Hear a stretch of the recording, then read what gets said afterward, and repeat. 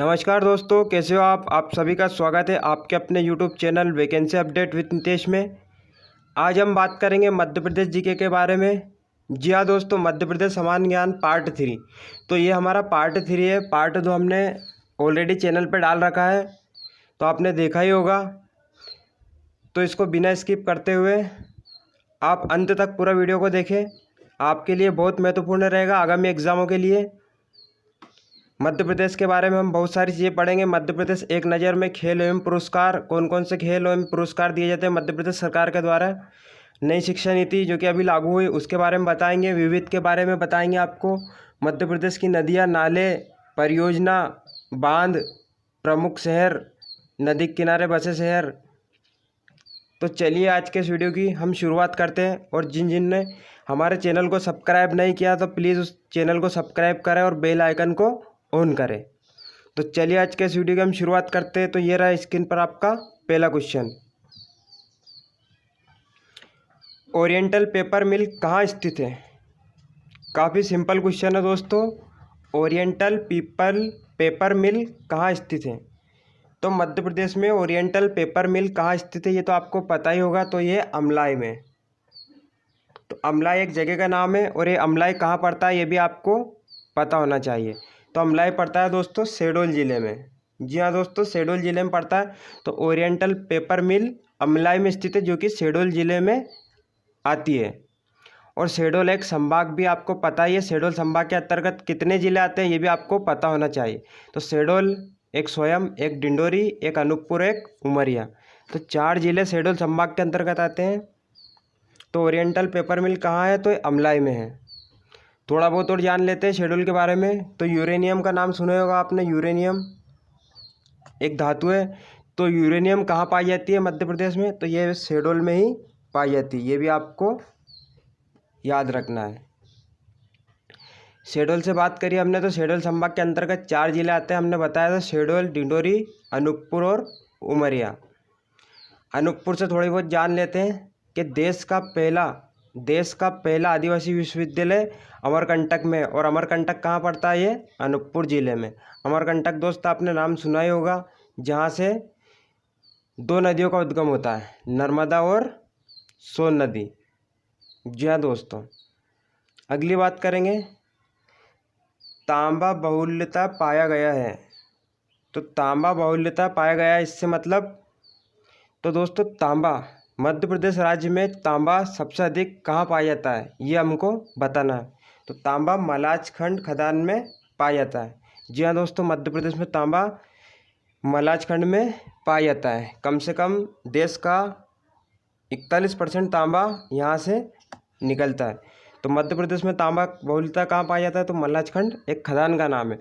और मलाजखंड खदान कहाँ पर पड़ती है? तो ये पड़ती है बालाघाट में। ये भी आपको याद रखना, बालाघाट ज़िले में मलाजखंड खदान पड़ती है। तो तांबा बहुल्यता कहाँ पाया जाता है? मलाजखंड में। अगले क्वेश्चन की बात करेंगे।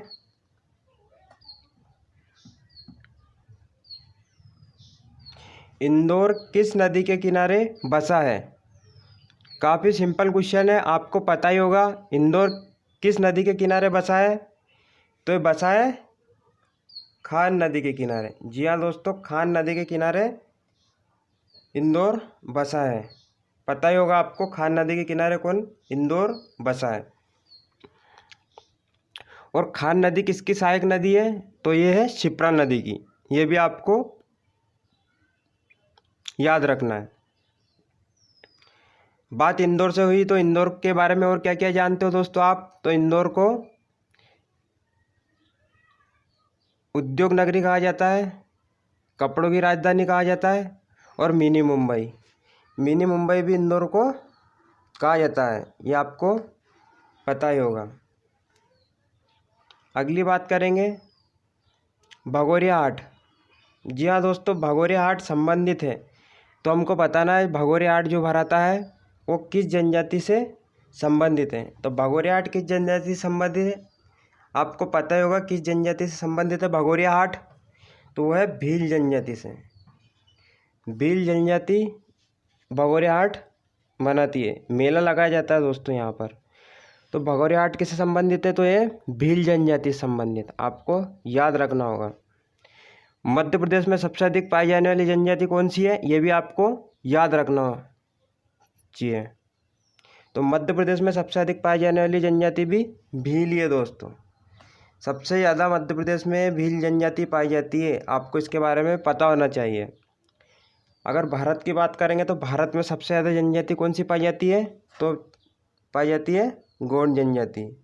गोंड जनजाति भारत में सबसे अधिक पाई जाती है। मध्य प्रदेश की बात होगी तो भील।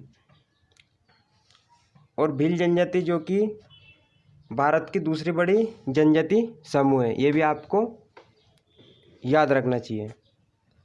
अगली बात करेंगे भील जनजाति से। तो भील जनजाति किस क्षेत्र में पाई जाती है मध्य प्रदेश के? तो झाबुआ और अलीराज क्षेत्र में देखने को मिलेगी। 95% वहीं पर मिलती है जनजाति। भील जनजाति झाबुआ और अलीराजपुर क्षेत्र में पाई जाती है। अब झाबुआ अलीराजपुर की बात हुई तो थोड़ा बहुत इनके बारे में जान लेते हैं। तो झाबुआ से अलीराजपुर कब बना गया जिला? तो ये आपको पता ही होगा कि झाबुआ से अलीराजपुर को कब बनाया गया। तो सन 2008 को झाबुआ से अलीराजपुर अलग करके एक नए जिले का गठन हुआ था, आपको पता होना चाहिए। अगली बात करेंगे गोटमार प्रथा किस जनजाति में प्रचलित है? जी हाँ दोस्तों, गोटमार प्रथा किस जनजाति में प्रचलित है, ये भी आपको पता होना चाहिए। जो गोटमार जो प्रथा है वहाँ किस जनजाति में प्रचलित है? तो वो कोरकू जनजाति में प्रचलित है। जी हाँ दोस्तों, कोरकू जनजाति में गोटमार प्रथा प्रचलित है, आपको याद होना चाहिए, एग्ज़ाम में पूछा गया क्वेश्चन है। अगली बात करेंगे जल बिहारी का मेला कहाँ लगता है? तो जो जल बिहारी है उनका मेला कहाँ लगता है? तो ये छतरपुर में लगता है। जी हाँ दोस्तों, छतरपुर में लगता है, आपको पता होना चाहिए। अगली बात करेंगे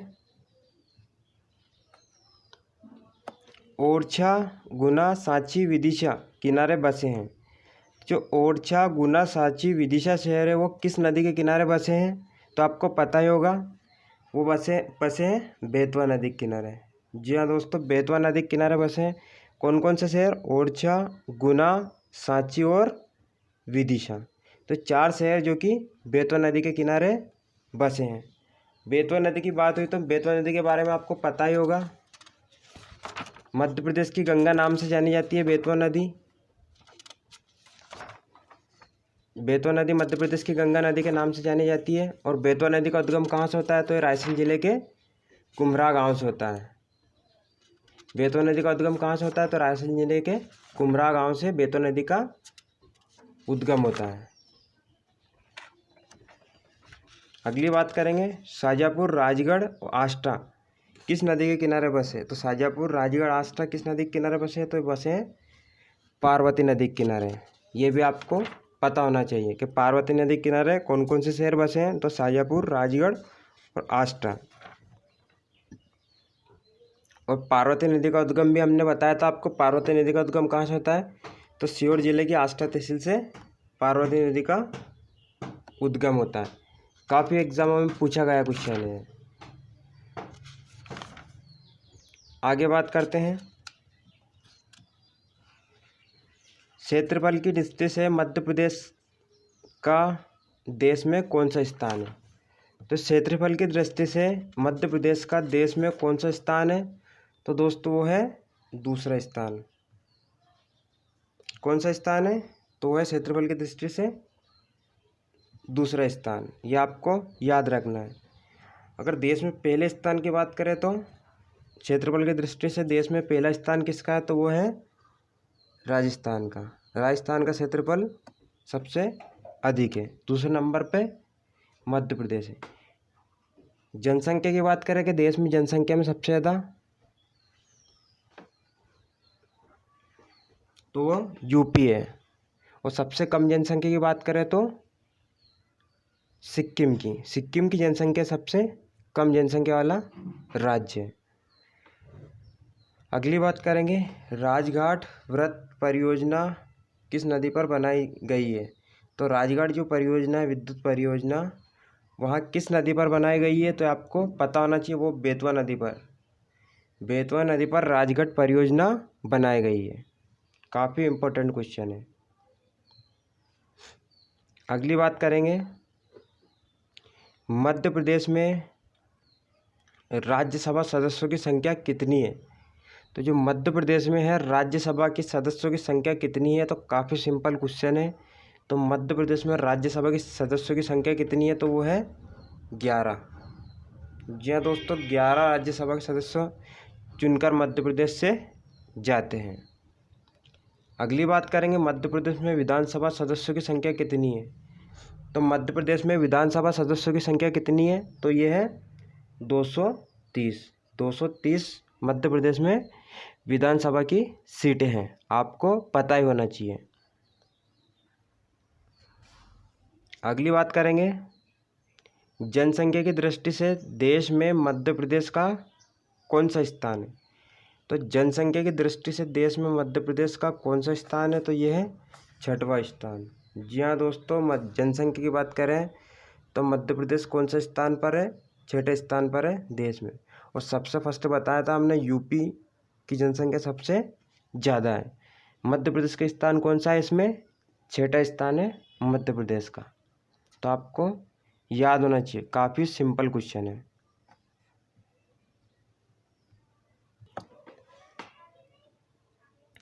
अगली बात करेंगे, मध्य प्रदेश में लोकसभा सदस्यों की संख्या कितनी है। तो काफ़ी सिंपल क्वेश्चन है।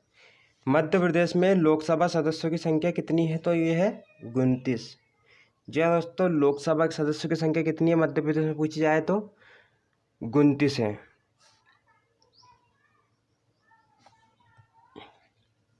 अगली बात करेंगे, मध्य प्रदेश का क्षेत्रफल कितना है। तो मध्य प्रदेश का क्षेत्रफल आपको याद होना चाहिए कितना है, तो 30/82 3,08,252 मध्य प्रदेश का क्षेत्रफल है। और भारत के क्षेत्रफल की बात करें तो 32,87,263 किलोमीटर स्क्वायर, ये है भारत का क्षेत्रफल। तो मध्य प्रदेश का कितना है, 30/82।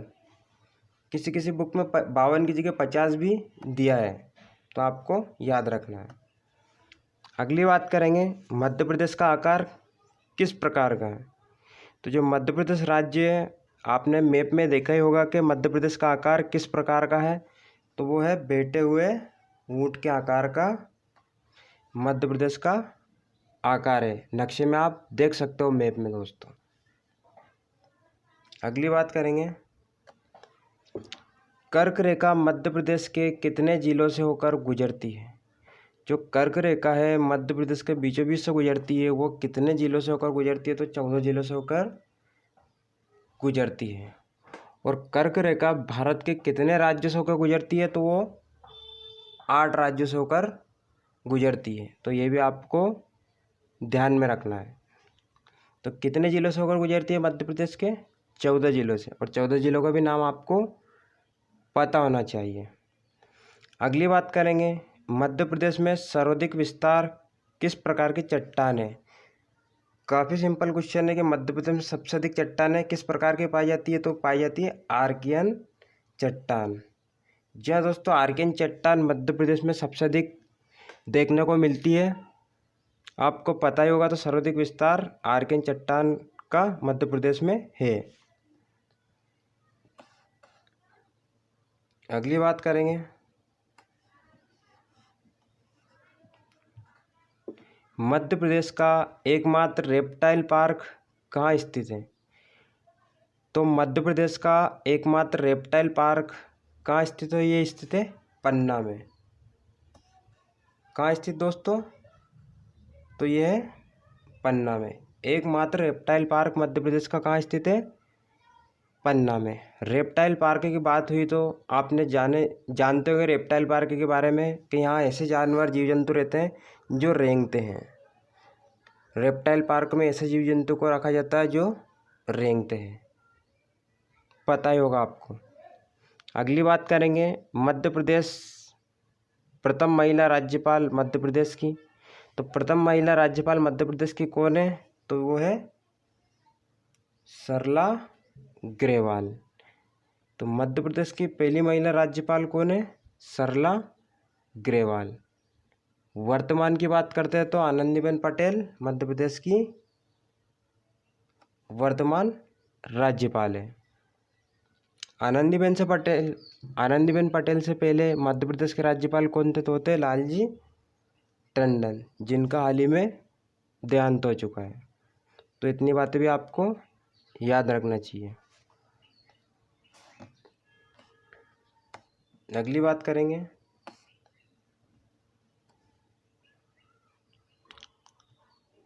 मध्य प्रदेश में एकमात्र हिल स्टेशन कहाँ स्थित है? तो मध्य प्रदेश में एकमात्र हिल स्टेशन कहाँ स्थित है? वो स्थित है पचमढ़ी में। जी हाँ दोस्तों, एकमात्र हिल स्टेशन है तो कहाँ स्थित है ये?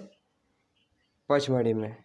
काफ़ी सिंपल क्वेश्चन है, आपको याद रखना चाहिए। तो मध्य प्रदेश में एकमात्र हिल स्टेशन कहाँ है? तो वो स्थित है पचमढ़ी में। पचमढ़ी जो कि होशंगाबाद जिले में पड़ता है, आपने देखा ही होगा। पर्यटन नगरी के नाम से जाना जाता है, घूमने फिरने की जगह है, बहुत अच्छी जगह है पचमढ़ी, आपको पता ही है। और एकमात्र हिल स्टेशन पचमढ़ी में ही स्थित है मध्य प्रदेश का।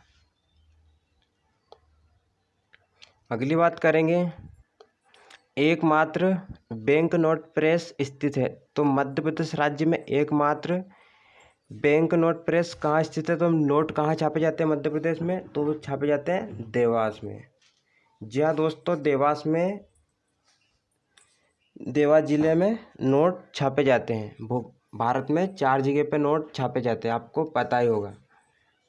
तो देवास की बात हो रही है यहाँ पर। तो चामुंडा देवी का मंदिर भी देवास में, आपने देखा ही होगा। देवास की बात करेंगे तो लेदर कॉम्प्लेक्स, चमड़ा कॉम्प्लेक्स, जो कि देवास में ही है। अगले क्वेश्चन पे आते हैं। ताप्ती नदी का उद्गम कहाँ से होता है? जो ताप्ती नदी है, ताप्ती नदी का उद्गम मध्य प्रदेश राज्य के किस जिले से होता है? तो होता है बैतूल के मुलताई गांव से। जी हाँ दोस्तों, बैतूल जिले के मुलताई गांव से ताप्ती नदी का उद्गम होता है। और ताप्ती नदी मध्य प्रदेश की चौथी बड़ी नदी है। ताप्ती नदी मध्य प्रदेश की चौथी बड़ी नदी है। और एक और विशेषता है कि पश्चिम की ओर बहती है। ताप्ती नदी किस ओर बहती है? पश्चिम की ओर। नर्मदा नदी भी पश्चिम की ओर बहती है। मध्य प्रदेश की 2 ऐसी नदियाँ जो कि पश्चिम की ओर बहती है और अंत में खंबात की खाड़ी में जाकर मिल जाती है, तो नर्मदा और ताप्ती है। तो ताप्ती नदी का उद्गम कहाँ से होता है? तो बैतूल जिले के मुलताई गांव से ताप्ती नदी का उद्गम होता है, आपको याद रखना चाहिए। तो मध्य प्रदेश का कौन सा शहर सिंधु गंगा मैदान कहलाता है? काफ़ी एग्जाम में पूछा गया क्वेश्चन है। तो मध्य प्रदेश का कौन सा स्थान या कौन सा शहर सिंधु गंगा मैदान कहलाता है? तो जो ग्वालियर क्षेत्र है वो मध्य प्रदेश का सिंधु गंगा मैदान कहलाता है। ग्वालियर को राजस्व राजधानी भी कहा जाता है। अगली बात करेंगे, तात्या तोपे को कहाँ फांसी दी गई है? तो तात्या तोपे थे जो स्वतंत्रता सेनानी, उनको मध्य प्रदेश में ही फांसी दी गई है दोस्तों, आपको पता ही होगा। और मध्य प्रदेश के कौन से जंगल में? तो शिवपुरी के जंगल में। शिवपुरी के निकट एक जंगल है, वहाँ पर तात्या तोपे को अंग्रेजों द्वारा फांसी पर चढ़ाया गया था। ये आपको याद होना चाहिए। अगली बात करेंगे, सारणी ताप विद्युत गृह किस जिले में है? जो सारणी ताप विद्युत गृह है वो मध्य प्रदेश राज्य के किस जिले में पड़ता है? तो आपको पता ही होगा, बैतूल जिले में पड़ता है। सारणी ताप विद्युत गृह मध्य प्रदेश के बैतूल जिले में पड़ता है। और HMT घड़ी आपने सुना ही होगा, HMT घड़ी। तो HMT घड़ी का कारखाना भी बैतूल में ही है। अब तो शायद बंद हो चुका है वो, लेकिन एकमात्र HMT का कारखाना बैतूल जिले में ही है। अगली बात करेंगे, भारत हेवी इलेक्ट्रिकल लिमिटेड कहाँ स्थित है? तो भारत हेवी इलेक्ट्रिकल लिमिटेड, जो कि मध्य प्रदेश की राजधानी भोपाल में स्थित है। काफ़ी सिंपल क्वेश्चन है। तो भारतीय हेवी इलेक्ट्रिक लिमिटेड कहाँ स्थित है? तो स्थित है मध्य प्रदेश की राजधानी भोपाल में। आपको पता होना चाहिए। भोपाल से बात हुई दोस्तों, तो भोपाल के काफ़ी क्वेश्चन बनते हैं यहाँ पर। तो आपने पढ़ा ही होगा कि विधि संस्थान, तो विधि संस्थान कहाँ पर स्थित है? तो विधि संस्थान भी भोपाल में ही स्थित है। विधि संस्थान। बात करेंगे इलेक्ट्रॉनिक लिमिटेड, तो इलेक्ट्रॉनिक लिमिटेड भी भोपाल में ही है। इलेक्ट्रॉनिक लिमिटेड कहाँ है? इलेक्ट्रॉनिक लिमिटेड भी भोपाल में ही स्थित है। भोपाल की बात करेंगे तो भोपाल को झीलों की नगरी के नाम से जाना जाता है। जी हाँ दोस्तों, भोपाल को झीलों की नगरी के नाम से जाना जाता है। और सन 1972 में भोपाल को ज़िला बनाया गया, आपको पता ही होगा। 1972 में भोपाल को ज़िला बनाया गया था। यहाँ पहले सीहोर की एक तहसील थी, सीहोर जिले की एक तहसील थी भोपाल को। और राजा भोज ने भोपाल को बसाया। जी हाँ दोस्तों, राजा भोज जो कि परमार वंश का था, राजा भोज ने ही भोपाल को बसाया। और भोपाल का पूरा नाम क्या है? भोजपाल या भोजताल। राजा भोज ने बसाया, तो भोपाल का पूरा नाम क्या था? भोजपाल या भोपाल। और क्या क्या विशेषता है दोस्तों भोपाल की? ये भारत हेवी इलेक्ट्रिक लिमिटेड है जो भोपाल में है। इसकी स्थापना कब हुई थी? तो 1960 में इसकी स्थापना हुई थी दोस्तों। जो भेल, इसको भेल बोला जाता है, भेल, BHEL, भेल बहुत बड़ी कंपनी है, नवरत्न कंपनी है ये। भारत हेवी इलेक्ट्रिक लिमिटेड भेल बोला जाता है। 1960 में ब्रिटेन की सहायता, पूर्व सोवियत संघ है ब्रिटेन, उसकी सहायता से इसकी स्थापना की गई थी। तो ये भी आपको पता होना चाहिए। अगली बात करेंगे, एक और क्वेश्चन है, औद्योगिक विकास निगम, मध्य प्रदेश में औद्योगिक विकास निगम कहाँ पर है? तो ये भी भोपाल में ही स्थित है। मध्य प्रदेश में औद्योगिक विकास निगम, ये भी भोपाल में ही स्थित है। और रेलवे कोच फैक्ट्री आपको पता ही है, रेलवे कोच फैक्ट्री, तो रेलवे कोच फैक्ट्री भी कहाँ मध्य प्रदेश में? तो ये भी भोपाल में ही स्थित है। भोपाल की बात की तो वन प्रबंध संस्थान, भारतीय वन प्रबंध संस्थान, तो भारतीय वन प्रबंध संस्थान भी भोपाल में है। वन प्रबंध संस्थान भोपाल में ही स्थित है। अगले क्वेश्चन पे आते हैं। तो रेलवे कोच फैक्ट्री अभी बताया हमने, रेलवे कोच फैक्ट्री कहाँ पर स्थित है? तो स्थित है भोपाल में। रेलवे कोच फैक्ट्री कहाँ स्थित है? तो स्थित है भोपाल में। इसकी स्थापना 1975 में की गई थी। एक और यहाँ पर संग्रहालय स्थित है, इंदिरा गांधी मानव संग्रहालय। जी हाँ दोस्तों, इंदिरा गांधी मानव संग्रहालय भी भोपाल में ही स्थित है। और मध्य प्रदेश लघु औद्योगिक विकास निगम, मध्य प्रदेश लघु औद्योगिक विकास निगम भी भोपाल में इसकी स्थापना की गई थी 1969 में। मध्य प्रदेश लघु औद्योगिक विकास निगम की स्थापना भोपाल में ही की गई थी। 5 पहाड़ियों पर बसा भोपाल है दोस्तों। तो काफ़ी सारी विशेषताएं भोपाल की। रेलवे बोर्ड का मुख्यालय भी भोपाल में है, मध्य प्रदेश की राजधानी भी भोपाल ही है। अगले क्वेश्चन पर आते हैं। सर्वाधिक सघन आबादी वाला जिला भोपाल है। जी हाँ दोस्तों, सर्वाधिक सघन मतलब सबसे ज़्यादा आबादी किस जिले में है? सघन आबादी वाला जिला कौन सा है मध्य प्रदेश का? सघन आबादी वाला जिला भोपाल ही है। सघन आबादी वाला जिला भोपाल है। और भोपाल का जनसंख्या घनत्व कितना है? यहाँ घनत्व की बात हुई तो 855 किलोमीटर स्क्वायर, 855 प्रति व्यक्ति वर्ग किलोमीटर यहाँ का घनत्व है। ये भी आपको याद रखना है। मध्य प्रदेश का सबसे जनसंख्या घनत्व वाला जिला कौन सा है? तो वो है भोपाल। और सबसे कम जनसंख्या घनत्व की बात करते हैं तो वो है डिंडोरी। डिंडोरी का जनसंख्या घनत्व 94 है। डिंडोरी किस संभाग के अंतर्गत आता है? तो वो आता है शहडोल संभाग के अंतर्गत डिंडोरी। जी हाँ दोस्तों, डिंडोरी में एक और राष्ट्रीय उद्यान है, तो फासिल्स राष्ट्रीय उद्यान, जो कि डिंडोरी जिले में ही पड़ता है। जीवाश्म राष्ट्रीय उद्यान, फासिल्स जीवाश्म राष्ट्रीय उद्यान डिंडोरी जिले में ही पड़ता है।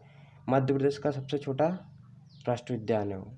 और सबसे बड़े की बात करते हैं तो कान्हा-किसली राष्ट्रीय उद्यान मध्य प्रदेश का सबसे बड़ा है, वो भी मंडला जिले में ही पड़ता है। अगली बात करेंगे, सबसे कम पुरुष व महिला साक्षर वाला जिला कौन सा है? तो काफ़ी सिंपल है, अलीराजपुर एक ऐसा जिला है मध्य प्रदेश का जो कि काफ़ी कम साक्षर वाला जिला है, क्योंकि यहाँ आदिवासी प्रभावित क्षेत्र है दोस्तों। हमने बताया था अलीराजपुर को 2008 में जिला बनाया गया था, किससे अलग करके? तो झाबुआ से अलग करके। तो सबसे कम पुरुष व महिला साक्षर वाला जिला कौन सा है? तो वो है अलीराजपुर। लगभग साक्षरता यहाँ की 40%, 35 से 40% साक्षरता दर यहाँ की है। और सबसे अधिक साक्षरता दर वाला जिला की बात करें तो वो है जबलपुर। जी हाँ दोस्तों, जबलपुर की साक्षरता सबसे अधिक है, लगभग 82%। अगली बात करेंगे, मध्य प्रदेश में सर्वाधिक वन वृक्ष सागौन का पाया जाता है। तो मध्य प्रदेश में सबसे अधिक वन वृक्ष किसका पाया जाता है? तो वो सागौन मध्य प्रदेश में सबसे अधिक पाए जाते हैं। और देश में सबसे अधिक वन भी मध्य प्रदेश राज्य में पाए जाते हैं, कुल 21% वन पाए जाते हैं। तो आपको याद होना चाहिए। अगली बात करेंगे, क्षेत्रफल की दृष्टि से मध्य प्रदेश का सबसे बड़ा संभाग कौन सा है? तो जो क्षेत्रफल की दृष्टि से है मध्य प्रदेश का सबसे बड़ा संभाग कौन सा है? तो आपको पता ही होगा, जबलपुर संभाग क्षेत्रफल की दृष्टि से सबसे बड़ा संभाग है। अगर हमने यहाँ जनसंख्या की बात की होती तो जनसंख्या में सबसे बड़ा संभाग कौन सा है? तो जनसंख्या में इंदौर संभाग सबसे बड़ा संभाग है। और क्षेत्रफल की दृष्टि से सबसे छोटा संभाग कौन सा है? तो वो शहडोल संभाग है। क्षेत्रफल में सबसे छोटा संभाग शहडोल। और जनसंख्या की बात करें तो नर्मदापुरम। जी हाँ दोस्तों, नर्मदापुरम सबसे छोटा संभाग है जनसंख्या में। तो ये भी आपको याद रखना चाहिए। अगली बात करते हैं,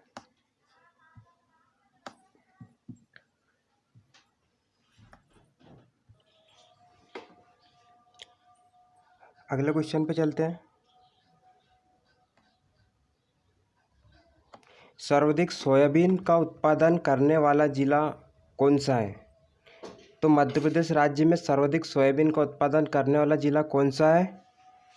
तो दोस्तों वो है उज्जैन। जी हाँ दोस्तों, उज्जैन में सोयाबीन का उत्पादन अधिक होता है।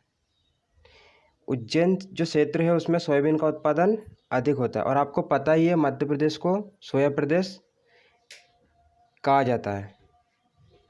मध्य प्रदेश को सोया प्रदेश नाम से जाना जाता है, सोयाबीन का ज़्यादा उत्पादन होने के कारण। तो मध्य प्रदेश में सर्वाधिक सोयाबीन उत्पादन करने वाला जिला कौन सा है? तो उज्जैन है, आपको याद होना चाहिए। और उज्जैन की बात हुई तो उज्जैन के बारे में थोड़ा बहुत जान लेते हैं हम। तो उज्जैन को मंदिर एवं मूर्तियों का नगर कहा जाता है। उज्जैन को मंदिर एवं मूर्तियों का नगर कहा जाता है। काफ़ी सारे मंदिर और मूर्तियाँ यहाँ पर स्थापित हैं। और सबसे प्रमुख मंदिर है महाकालेश्वर, जो कि बहुत ही महत्वपूर्ण है, आपको पता ही होगा। तो आपको इसको याद रखना है। एक और बात है उज्जैन की, तो 12 वर्ष के पश्चात यहाँ पर कुंभ का मेला लगाया जाता है, जो कि शिप्रा नदी के तट पर लगता है 12 वर्ष के पश्चात। वर्तमान में कब लगाया गया था ये भी आपको पता होना चाहिए। तो 2016 में कुंभ का मेला आयोजन हुआ था, 2016 में। अब कब होगा? तो 2028 में यहाँ पर लगाया जाएगा। जी हाँ दोस्तों, ये आपको याद होना चाहिए। शिप्रा नदी के तट पर बसा उज्जैन। और शिप्रा नदी के बारे में हमने बताया कि शिप्रा नदी का उद्गम कहाँ से होता है? तो होता है काकरीबर्डी से, उसका उद्गम होता है शिप्रा नदी का। अगली बात करेंगे, सर्वाधिक कपास उत्पादन करने वाला जिला कौन सा है? जी हाँ दोस्तों, काफ़ी इंपॉर्टेंट है। तो सर्वाधिक कपास उत्पादन करने वाला जिला कौन सा है? तो मध्य प्रदेश में खरगोन जिला एकमात्र ऐसा जिला है जहाँ पर कपास उत्पादन सबसे अधिक होता है, इसलिए इसको कपासी जिला भी कहते हैं। खरगोन को एक और नाम से जाना जाता है, पश्चिमी निमाड़। जी हाँ दोस्तों, पश्चिमी निमाड़ भी खरगोन को बोला जाता है। पूर्वी निमाड़ की बात करेंगे तो खंडवा, और पश्चिमी निमाड़ की बात करेंगे तो खरगोन। अगली बात करेंगे, अगला क्वेश्चन पे चलते हैं। सर्वाधिक साक्षरता वाला जिला कौन सा है? सर्वाधिक साक्षरता वाला जिला कौन सा है? तो सर्वाधिक साक्षरता वाला जिला है जबलपुर। ये आपको याद रखना चाहिए। सर्वाधिक साक्षरता वाला जिला, सर्वाधिक साक्षरता वाला जिला कौन सा है? तो वो है जबलपुर। आपको याद होना चाहिए कौन सा है, जबलपुर। और न्यूनतम साक्षरता दर वाला जिला तो वो है अलीराजपुर। अलीराजपुर का साक्षरता 36% है, 36%। अगली बात करेंगे, मध्य प्रदेश में सर्वाधिक वर्षा वाला स्थान कौन सा है? तो मध्य प्रदेश में सबसे अधिक वर्षा कहाँ होती है? तो होती है पचमढ़ी में, जहाँ पर एकमात्र हिल स्टेशन स्थित है। तो मध्य प्रदेश में सर्वाधिक वर्षा वाला स्थान कौन सा है? तो वो है पचमढ़ी। बात करेंगे, मध्य प्रदेश में सबसे कम वर्षा वाला स्थान कौन सा है? तो सबसे अधिक तो पचमढ़ी में, लेकिन सबसे कम वर्षा कहाँ होती है? तो होती है भिंड। जी हाँ दोस्तों, भिंड की एक और जगह है गोहद। भिंड की एक गोहद जगह है, वहाँ पर सबसे कम बारिश होती है, ये आपको याद होना चाहिए। और भिंड है, ये भिंड किस संभाग के अंतर्गत आता है? तो ये चंबल संभाग के अंतर्गत आता है। चंबल संभाग के अंतर्गत 3 जिले आते हैं, भिंड, श्योपुर और मुरैना। 3 जिले चंबल संभाग के अंतर्गत आते हैं, ये आपको याद होना चाहिए। अगले क्वेश्चन पे चलते हैं। तो प्रदेश का सबसे गर्म स्थान कौन सा है? तो प्रदेश का सबसे गर्म स्थान है गंज बसोदा। जी हाँ दोस्तों, मध्य प्रदेश राज्य का सबसे गर्म स्थान है गंज बसोदा, जो कि विदिशा में पड़ता है। विदिशा जिले में पड़ता है गंज बसोदा। अगले क्वेश्चन पे चलते हैं। मध्य प्रदेश का सर्वाधिक पूर्वी जिला कौन सा है? मध्य प्रदेश राज्य है तो उसका सर्वाधिक पूर्वी जिला कौन सा है?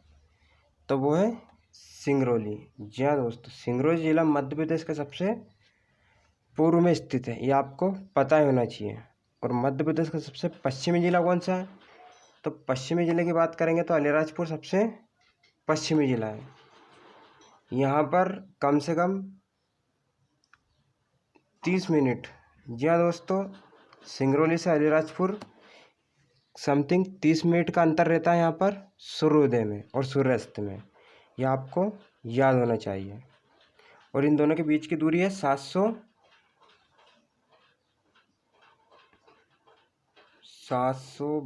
के समथिंग, यहाँ पे इनकी दूरी 1200 किलोमीटर के समथिंग, इन दोनों के बीच की दूरी है। अगली बात करेंगे, मध्य प्रदेश का सर्वाधिक उत्तरी जिला कौन सा है? तो सबसे उत्तरी जिला कौन सा है? तो मुरैना सबसे उत्तर में स्थित है मध्य प्रदेश के। मध्य प्रदेश के उत्तर में कौन सा जिला है? तो मुरैना। दक्षिण की बात करेंगे तो मध्य प्रदेश के दक्षिण में बुरहानपुर जिला है। एशिया का सबसे बड़ा पनीर निर्माण संयंत्र मध्य प्रदेश के किस जिले में स्थित है? तो एशिया का सबसे बड़ा पनीर निर्माण संयंत्र किस जिले में स्थित है? वो है खजुराहो में। जी हाँ दोस्तों, खजुराहो में एशिया का सबसे बड़ा पनीर निर्माण संयंत्र स्थित है, यह आपको याद होना चाहिए। किस जिले में स्थित है? तो खजुराहो जिले में स्थित है। और खजुराहो से बात निकली है तो खजुराहो को जेजक भुक्ति नाम से जाना जाता है। ये चंदेल वंश की राजधानी रह चुका है, चंदेलों का राज था। चंदेलों की राजधानी खजुराहो। चंदेल वंश का संस्थापक की बात करेंगे तो चंदेल वंश का संस्थापक कौन था, यह भी आपको याद होना चाहिए। तो चंदेल वंश का संस्थापक था नन्नुक। जहाँ दोस्तों नन्नुक जो था वो चंदेल वंश का संस्थापक था।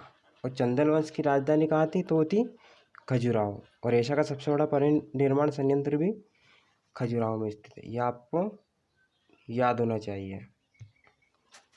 अगली बात करेंगे, देश का सबसे बड़ा मानव निर्मित जलाशय इंदिरा सागर जलाशय है। तो देश का सबसे बड़ा मानव निर्मित जलाशय कौन सा है, इंदिरा सागर जलाशय। यह भी आपको याद होना चाहिए।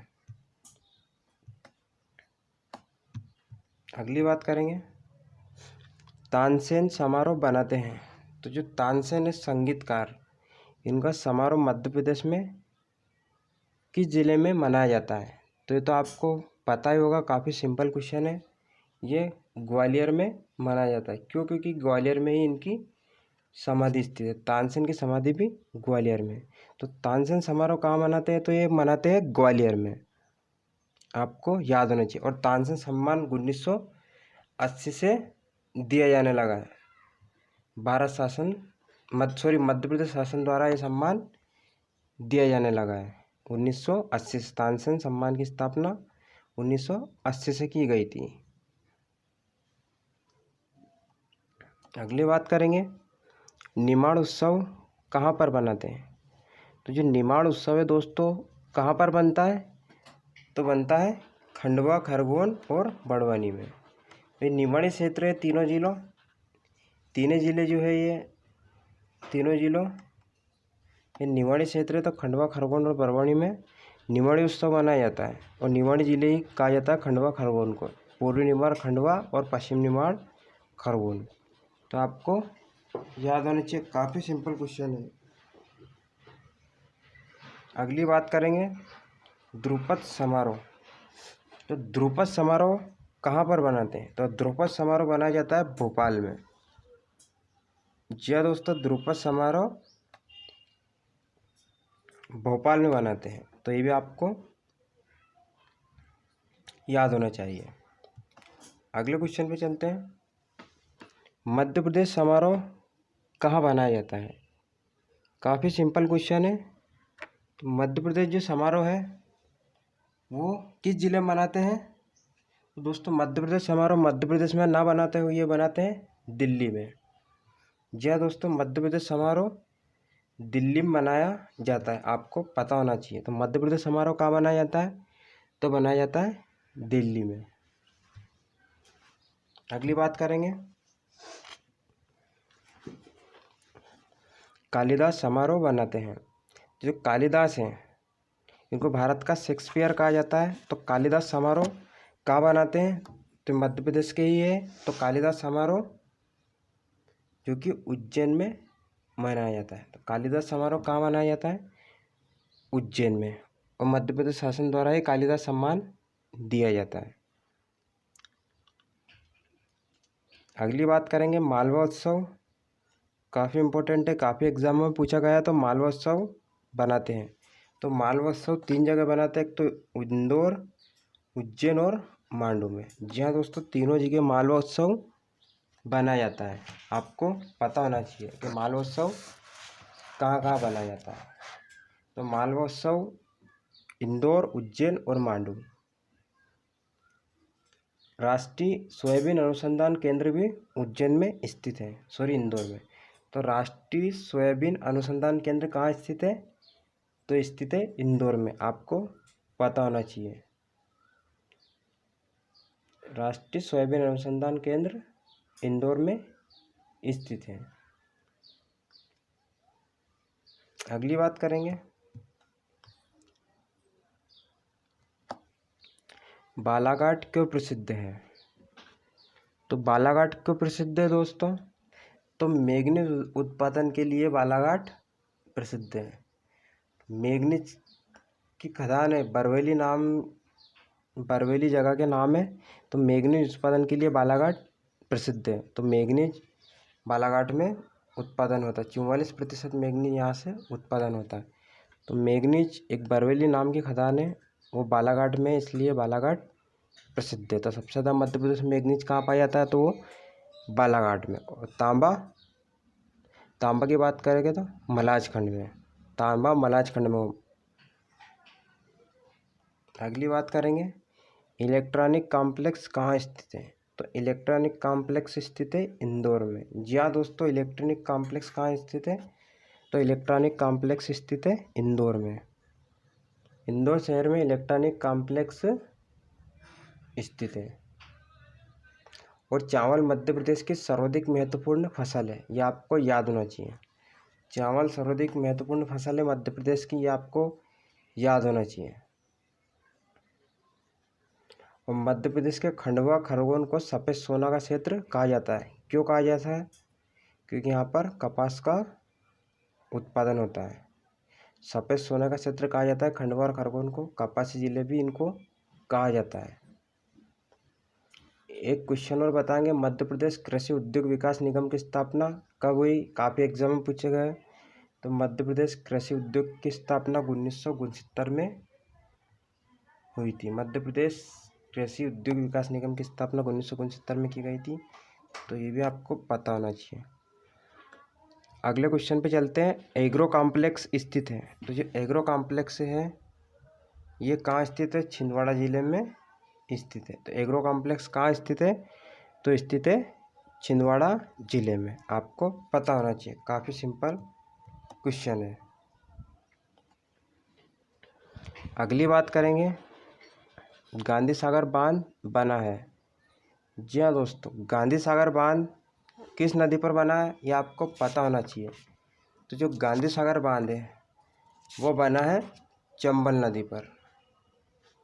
चंबल नदी पर गांधी सागर बांध बना है, ये आपको पता होना चाहिए। और चंबल घाटी परियोजना मध्य प्रदेश की सबसे पहली परियोजना है। 1953 में इसको स्टार्ट किया गया था, जिसमें कुल 356 मेगावाट बिजली उत्पन्न होती है, चंबल घाटी परियोजना। और चंबल नदी का उद्गम कहाँ से होता है, तो इंदौर के निकट, मऊ के निकट इंदौर के निकट मऊ है, और मऊ के निकट जानापाव की पहाड़ी से चंबल नदी का उद्गम होता है, ये आपको पता होना चाहिए। अगली बात करेंगे, मध्य प्रदेश की सीमा कितने राज्यों से लगती है, तो मध्य प्रदेश राज्य है उसकी सीमा कितने राज्यों से लगती है, ये आपको पता होना चाहिए। काफ़ी सिंपल क्वेश्चन है। तो वो लगती है 5 राज्य से। जी हाँ दोस्तों, 5 राज्य से मध्य प्रदेश की सीमा लगती है।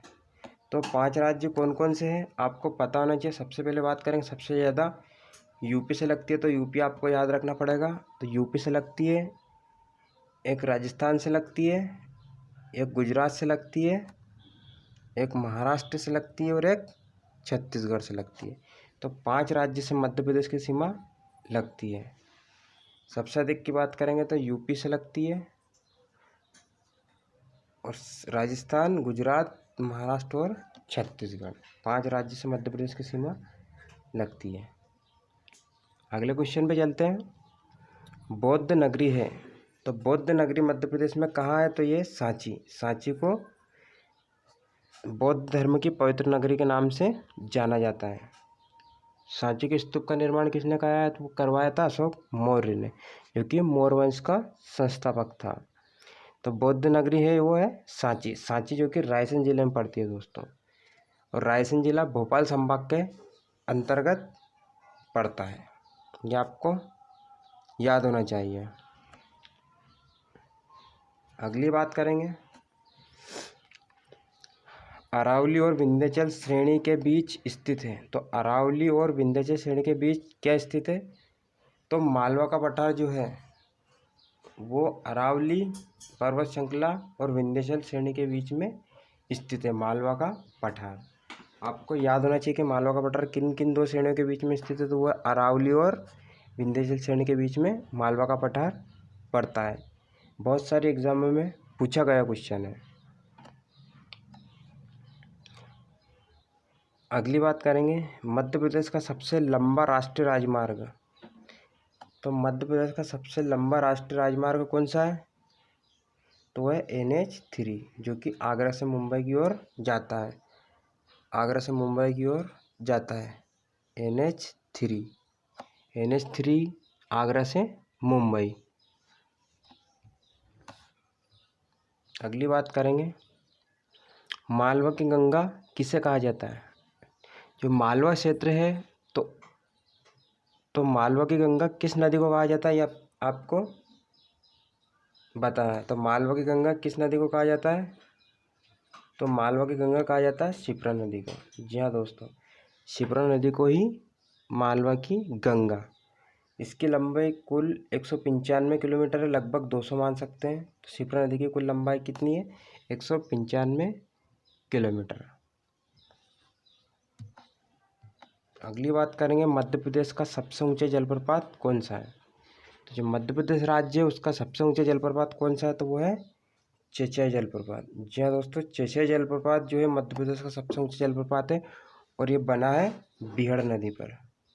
ये भी याद होना चाहिए, बीहड़ नदी पर ये जलप्रपात बना है। चेचाई जलप्रपात मध्य प्रदेश का सबसे ऊंचा जलप्रपात है। बात करेंगे चूलिया जलप्रपात की। तो चूलिया जलप्रपात भी किस नदी पर है? तो चूलिया जलप्रपात है यह है चंबल नदी पर। चंबल नदी पर बनाया गया चूलिया जलप्रपात, जिसकी लंबाई 18 मीटर है समथिंग। अगली बात करेंगे शिप्रा नदी का उद्गम कहाँ से होता है? शिप्रा नदी है उसका उद्गम कहाँ से होता है? तो शिप्रा नदी का उद्गम कहाँ से होता है? तो होता है काकरी बल्डी से। तो काकरी बल्डी जो कि इंदौर के निकट है, वहाँ से शिप्रा नदी का उद्गम होता है। तो ये आपको याद होना चाहिए। अगली बात करेंगे शिप्रा नदी की सहायक नदियाँ हैं। तो शिप्रा नदी की सहायक नदी कौन सी है? तो खान नदी को शिप्रा नदी की सहायक नदी कहते हैं। और शिप्रा नदी की कुल लंबाई हमने बताई थी अभी 195 किलोमीटर, जो कि शिप्रा नदी की कुल लंबाई है। कान नदी इसकी सहायक नदी है। अगली बात करेंगे चंबल नदी।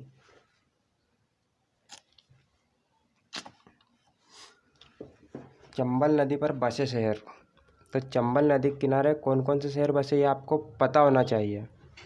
तो चंबल नदी के किनारे बसे एक तो महू, एक श्योपुर, एक मुरैना आदि। तो श्योपुर, महू, मुरैना आदि शहर चंबल नदी के, एक रतलाम शहर भी चंबल नदी के किनारे बसा है। ये भी आपको याद होना चाहिए, चंबल नदी के किनारे बसा है। और उज्जैन किस नदी के किनारे बसा है? तो उज्जैन बसा है शिप्रा नदी के किनारे। ये भी आपको याद होना चाहिए कि उज्जैन किस नदी के किनारे बसा है? तो बसा है शिप्रा नदी के किनारे। अगले क्वेश्चन पे चलते हैं। चूलिया जलप्रपात बनाया गया, ये भी हम बता चुके हैं आपको। चूलिया जलप्रपात किस नदी पर बनाया गया है? तो ये है चंबल नदी पर। चूलिया जलप्रपात जो कि चंबल नदी पर स्थित है। चूलिया जलप्रपात किस नदी पर स्थित है? तो ये है चंबल नदी पर स्थित। अगली बात करेंगे चरमावती किसका पुराना नाम है? तो चरमावती चंबल नदी का ही पुराना नाम है। ये भी आपको याद होना चाहिए। चरमावती या धर्मवती चंबल नदी का पुराना नाम है। अगले क्वेश्चन पे चलते हैं। चंबल नदी की प्रमुख सहायक नदी है। तो चंबल नदी की सहायक नदियाँ कौन कौन सी है ये भी आपको याद होना चाहिए। तो प्रमुख सहायक नदियाँ इसकी एक तो काली सिंह, एक पार्वती, एक बनस। इसकी सहायक नदी है काली सिंह नदी, पार्वती नदी और बनस नदी चंबल नदी की सहायक नदी है। ये आपको याद होना चाहिए। अगली बात करेंगे चंबल नदी किसकी सहायक नदी है? तो चंबल नदी की सहायक नदी तो आपको पता ही है, काली सिंह, पार्वती, बनस। लेकिन चंबल नदी किसकी सहायक नदी ये भी आपको पता होना चाहिए। तो चंबल नदी है यमुना नदी की सहायक नदी। बहुत ही इंपॉर्टेंट क्वेश्चन है। जो चंबल नदी किसकी सहायक नदी है? तो ये है यमुना नदी की सहायक नदी। अगली बात करेंगे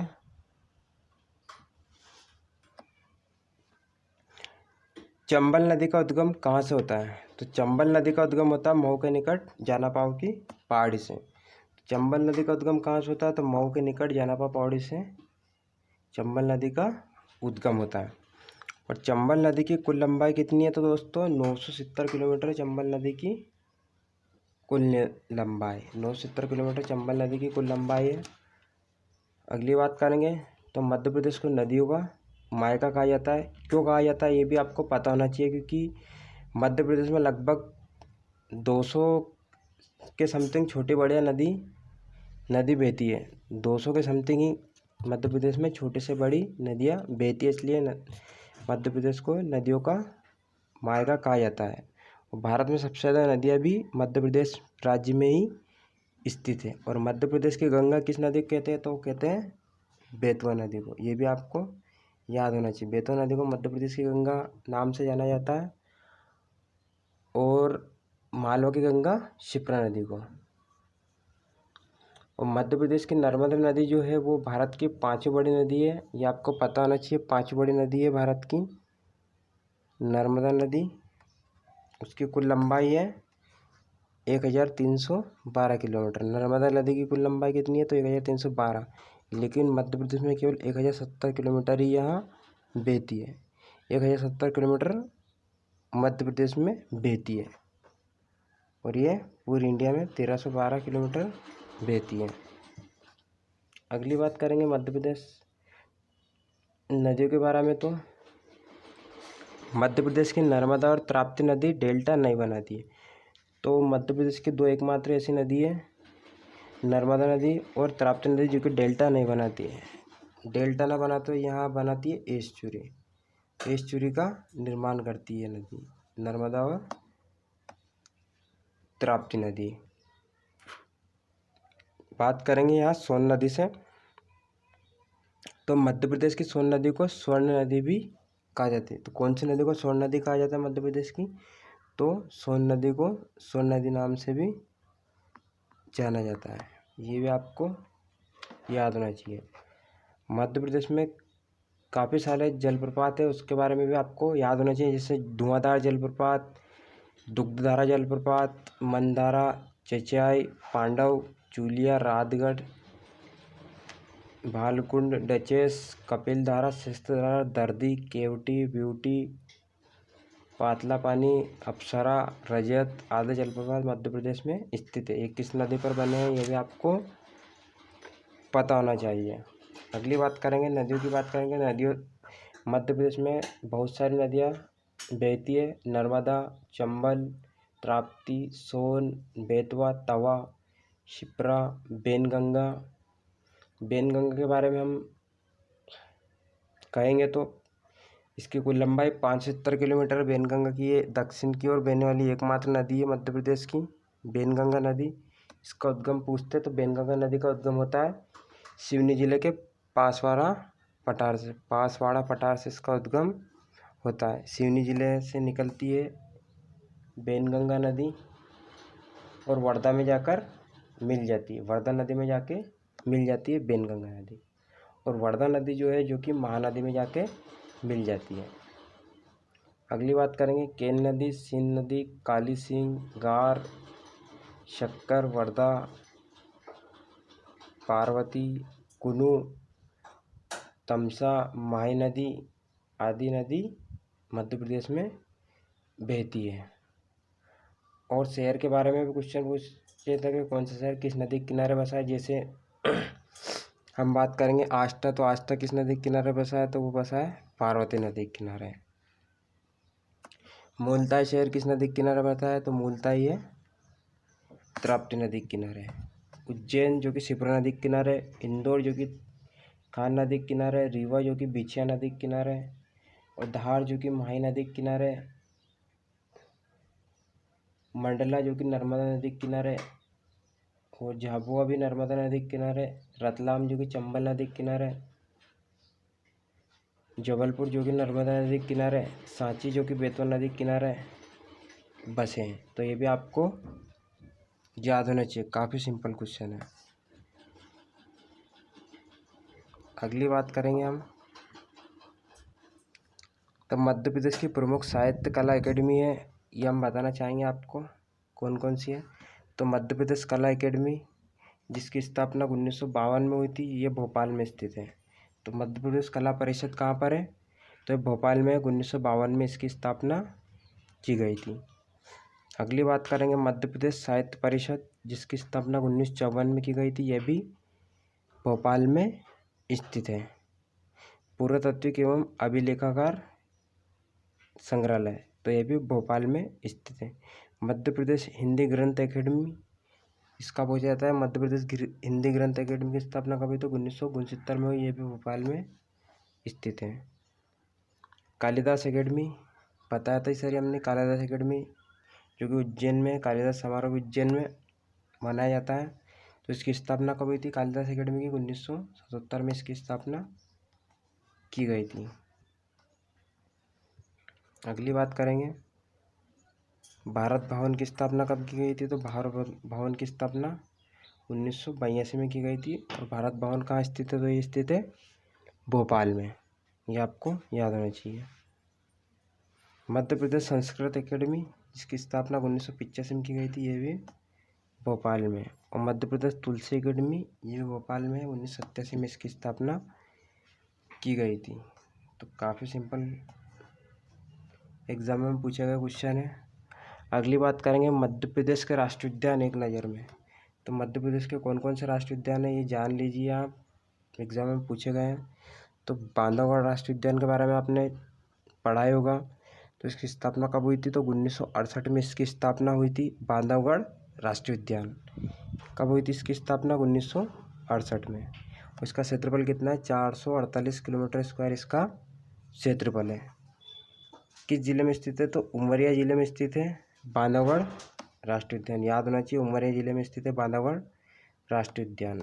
अगली बात करेंगे फासिल राष्ट्रीय उद्यान, इसकी स्थापना भी 1968 में की गई थी। सबसे छोटा राष्ट्रीय उद्यान है, इसलिए इसका क्षेत्रफल भी सबसे कम है, 0.27 किलोमीटर स्क्वायर इसका वर्ग किलोमीटर इसका क्षेत्रफल है। फासिल राष्ट्रीय उद्यान आपको पता होना चाहिए। कहाँ पर है फासिल राष्ट्रीय उद्यान, तो डिंडोरी में है फासिल राष्ट्रीय उद्यान। सबसे कम क्षेत्रफल है दोस्तों, इसका याद रखना चाहिए क्षेत्रफल। अगली बात करेंगे कान्हा किसली राष्ट्रीय उद्यान, इसकी स्थापना कब हुई थी, तो 1955 में। सबसे पहला और सबसे बड़ा राष्ट्रीय उद्यान है मध्य प्रदेश का। क्षेत्रफल की बात करेंगे तो 940 किलोमीटर इसका क्षेत्रफल है। मंडला में यहाँ स्थित है कान्हा किसली राष्ट्रीय उद्यान, मंडला जिले में स्थित है। यहाँ पर बारहसिंगा पाया जाता है दोस्तों, ब्रेडरी जनजाति का, ये आपको याद होना चाहिए कि ब्रेडरी जनजाति का बारहसिंगा किस राष्ट्रीय उद्यान पाया जाता है, तो वो पाया जाता है कान्हा किसली राष्ट्रीय उद्यान में। अगली बात करेंगे माधव राष्ट्रीय उद्यान। तो माधव राष्ट्रीय उद्यान 1958 बनाया गया था, ये शिवपुरी जिले में स्थित है माधव राष्ट्रीय उद्यान। अगली बात करेंगे पन्ना। तो पन्ना 1981 में बनाया गया था, ये पन्ना छतरपुर क्षेत्र में पड़ता है। पेंच राष्ट्रीय उद्यान जो कि 1975 में बनाया गया था, सिवनी जिले में पड़ता है पेंच राष्ट्रीय उद्यान। संजय राष्ट्रीय उद्यान सीधी जिले में पड़ता है। सतपुर राष्ट्रीय उद्यान भी होशंगाबाद में पड़ता है। वन विहार राष्ट्रीय उद्यान जो कि भोपाल में पड़ता है, सभी प्रकार के जानवर इसमें पाए जाते हैं। 1980 में इसकी स्थापना हुई थी। ओकारेश्वर राष्ट्रीय उद्यान खंडवा में 2004 में। और डायनासोर जीवाश्म उद्यान 2010 में बनाया गया था, ये धार जिले में है। तो इतनी सारी डिटेल आपको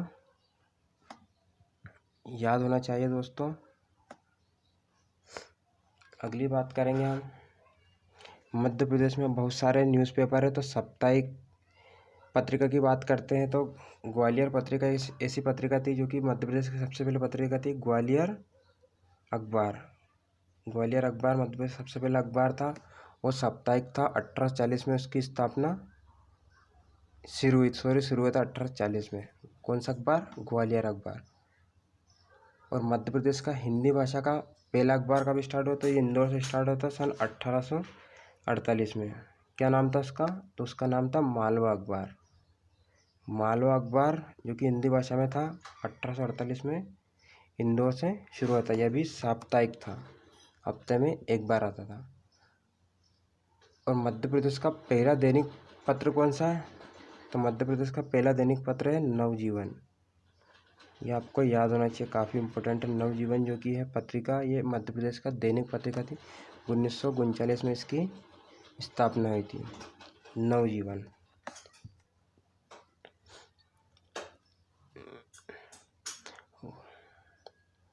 दोस्तों, अगर आपको हमारा वीडियो अच्छा लगा तो प्लीज़ इसको लाइक और सब्सक्राइब करें, और हमारे चैनल को जिसने सब्सक्राइब नहीं किया वो सब्सक्राइब करो। यहाँ से एमपी पूरी होती है, और जो भी कुछ रह गया होगा एमपी में बाकी वो हम अगले वीडियो में बता देंगे। जय हिंद दोस्तों, मिलते हैं अगले वीडियो में। और हमारा ग्रुप भी, अगर आप हमारा ग्रुप से जुड़ना चाहते हो तो ग्रुप की लिंक हमने डिस्क्रिप्शन बॉक्स में डाल दी है, तो उसमें सभी तरह की वैकेंसी के अपडेट आपको पल पल में मिलती रहेगी। जय हिंद दोस्तों, मिलते हैं अगले वीडियो में।